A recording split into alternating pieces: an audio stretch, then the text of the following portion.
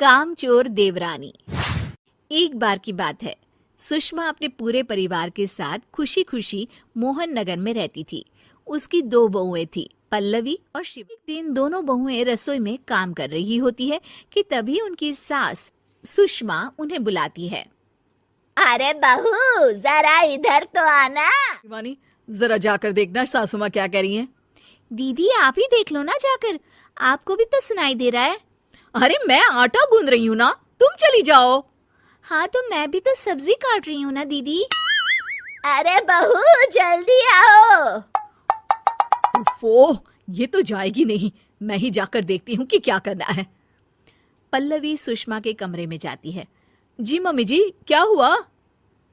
शाम को घर पर कुछ मेहमान आने वाले हैं, तो तुम अच्छा सा खाना बना लेना बहू। ठीक है मम्मी जी, आप बता दीजिए क्या क्या बनाना है और कितने लोग आ रहे हैं। सुनील की मौसी जी और उनका पूरा परिवार आ रहा है। कुल मिलाकर 3 लोग और हमें मिलाकर हुए 9 लोग। तो अभी से ही तैयारी करना शुरू कर दो। और हाँ, घर की सफाई भी कर देना, हाँ, अच्छे से। जी मम्मी जी, सब काम हो जाएगा, आप चिंता मत कीजिए। पल्लवी शिवानी को घर में मेहमान आने वाले हैं इसके बारे में बताती है। क्या 9 लोगों का खाना बनाना होगा, घर की सफाई करनी है?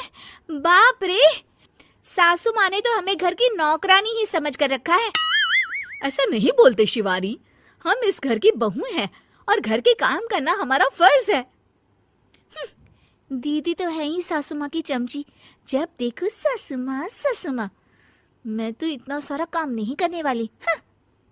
शिवानी कपड़े लेकर गमला साफ कर रही होती है और चक्कर आने का नाटक करने लगती है। मेरा सर चकरा रहा है। तभी वहां पल्लवी और सासू माँ जाते हैं। अरे बहू, क्या हो गया तुम्हें? मम्मी जी, बहुत तेज सर में दर्द हो रहा है। तुम एक काम करो शिवानी, आराम कर लो। नहीं नहीं दीदी, घर में मेहमान आने वाले हैं, मुझे आपकी मदद करनी चाहिए। अरे कोई बात नहीं शिवानी, तुम आराम कर लो, मैं सब काम कर लूंगी। ठीक है दीदी, अगर आप इतना कह रही हैं तो आराम कर लेती हूँ। शिवानी आराम से अपने कमरे में मैगजीन पढ़ रही होती है। इसे कहते हैं आराम की जिंदगी। इतना सारा काम। चलो, सारा काम खत्म हो गया, शिवानी को देख आती हूँ। शिवानी अपने कमरे में ईयरफोन में गाने सुनते सुनते सो जाती है और उसके साइड में मैगजीन भी रखी होती है। पल्लवी वहां आ जाती है और वो सब देखती है। ओहो, तो मतलब सब काम चोरी का बहाना था। अभी बताती हूँ इसको। घर का सारा काम मुझे करना पड़ा और ये महारानी यहाँ मैगजीन पढ़ रही है, गाने सुन रही है। पल्लवी रसोई से एक प्लेट और चम्मच लेकर आती है और शिवानी को थाली बजाकर उठाने लगती है। शिवानी अचानक से उठती है। उठ गई महारानी, गाने भी सुन लिए, मैगजीन भी पढ़ ली। तुम तो बहुत बड़ी झूठी निकली शिवानी। तुमने सर दर्द का बहाना बनाया ताकि काम करने से बच सको।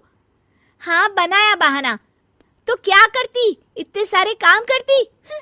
मुझे कोई शौक नहीं है चापलूसी का। क्या चापलूसी? तुम्हें लगता है कि मैं सारे काम चापलूसी के लिए कर रही हूँ? और नहीं तो क्या। तभी वहां सासू माँ आ जाती हैं। अरे बहू, वो लोग बस आने ही वाले हैं, तुम तैयारियां कर लो। जी सासू माँ, तुझे तो मैं बाद में देखती हूँ। सब खाना खाने बैठते हैं और खाना शुरू करते हैं। तभी सुनील की मौसी बोलती है। वाह भाई वाह, खाना तो बहुत ही अच्छा बना है सुषमा जी, एक एक चीज में क्या स्वाद है। ये सुनकर शिवानी मुंह बना लेती है। उसे अपनी जेठानी की इतनी तारीफ रास नहीं आती। आपकी बहुएं तो बहुत ही अच्छा खाना बनाती हैं। हाँ, बनाती तो दोनों ही अच्छा है, पर आज ना ये सारा खाना बड़ी बहू ने बनाया है। छोटी बहू की तबीयत ठीक नहीं थी, सो इसलिए। मानना पड़ेगा सुषमा जी, आपकी बड़ी बहू तो बहुत ही गुणवान है। पल्लवी की तारीफ सुनकर शिवानी को जलन होती है। पल्लवी ये सुनकर खुश हो जाती है और शिवानी की तरफ देखकर उसे चिढ़ाती है। कुछ देर बाद मेहमानों के जाने का वक्त हो जाता है। मौसी जी सबके लिए उपहार लाई होती है, वो सबको शगुन के पैसे देती हैं और अंत में पल्लवी के पास आती है। तुम्हारे लिए शगुन का लिफाफा तो है ही, पर बहू तुम्हें एक और उपहार भी मिलेगा इतना अच्छा खाना बनाने के लिए। मौसी अपने सोने के कंगन निकालकर पल्लवी को पहना देती है। ये लो, ये मेरे मनपसंद कंगन है, अब से ये तुम्हारे हुए। धन्यवाद मौसी जी। ये देखकर शिवानी तो पूरी तरह से जल जाती है और गुस्से से रसोई में चली जाती है। तभी वहां पल्लवी आ जाती है और उसे अपने कंगन दिखाने लगती है। देवरानी जी, अब आपका सर दर्द ठीक तो है ना? मुझे लगता है कि अब सर दर्द शुरू हो गया होगा आपका।